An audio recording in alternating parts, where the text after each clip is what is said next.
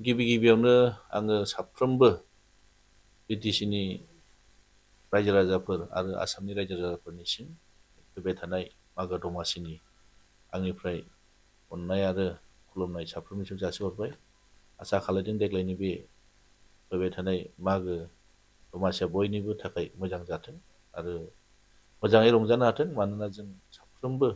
आसामनि थागिबि सुबुंफ्रा बे मागो दमासिखौ जोंनिनो मोनसे फोरबो हिसाबै जों बयबो गनायो आरो बयबो बजबना लायो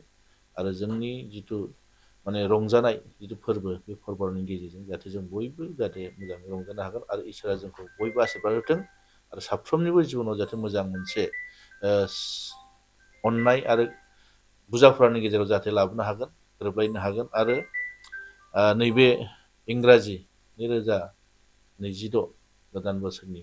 बयनिसिमबो आंनि अननाय आरो खुलुमनायखौ आं साफ्रोम रायजो राजानो जासिहरनाय थाबाय।